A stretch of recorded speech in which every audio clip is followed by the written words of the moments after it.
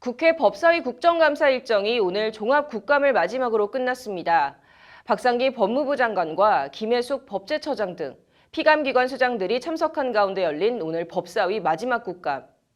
사법농단 의혹 특별재판부 설치 논란과 관련해 공방이 이어졌다고 하는데요. 김태현 기자가 현장을 취재했습니다.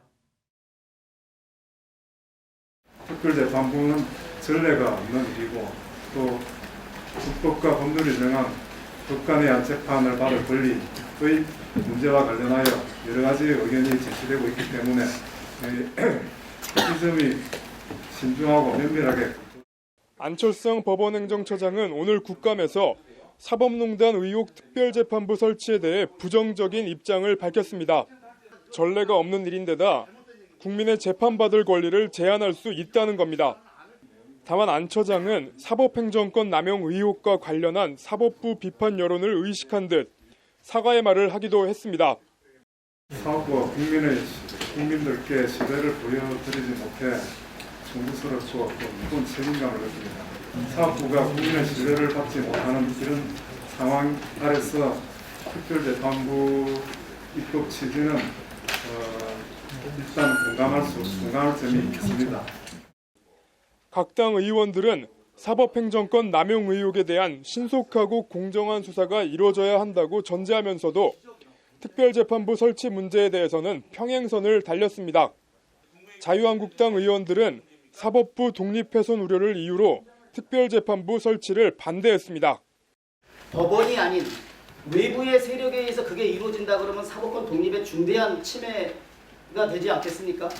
기존에 13개 있는 재판부가 아닌 별도의 새로운 재판부를 구성해서 이 사건을 맡길 수 있는 공정한 재판을 하기 위한 여러 가지 제도적 장치가 갖춰져 있고 예규에서도 정해져 있습니다. 그래서 예규에 따라서 일단은 하는 것이 사법부의 시한 태도가 아니겠습니까?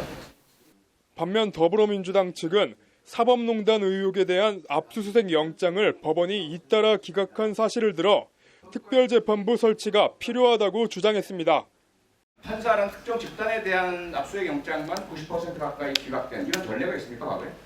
그런데 전례에 따라서 재판부는 반드시 법원 내부에 현재 구성되어 있는 그 시스템에 의해서만 구성해야 한다.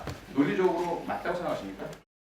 전례가 없는 사건도 얼마든지 발생할 수 있기 때문에 전례가 있다 없다 이런 것으로 사법 결정할 수는 없는 거예요. 한편 평양 공동선언이 국회 비준동의 대상이 아니라고 판단한 법제처는 야당의 집중 포화를 맞았습니다. 자유한국당 의원들은 법제처가 정권에 부역하고 있다며 김혜숙 처장이 법제처를 사이비 변호사 사무실로 전락시켰다고 목소리를 높였습니다. 김혜숙 처장은 이에 대해 평양 공동선언과 남북 군사합의서 비준에 법률적인 문제가 없다며 남북관계 발전법에 따라 적법하게 심의가 됐다고 답변했습니다. 20일간 진행된 국정감사가 오늘부로 종료됐습니다. 핵심 쟁점을 놓고 여야 간 고성이 오가는 난타전이 이어지기도 했지만 법원 검찰 개혁에 대해선 의원들이 너나 할 것 없이 한 목소리를 내기도 했습니다.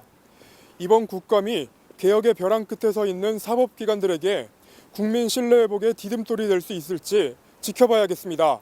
법률방송 김태현입니다.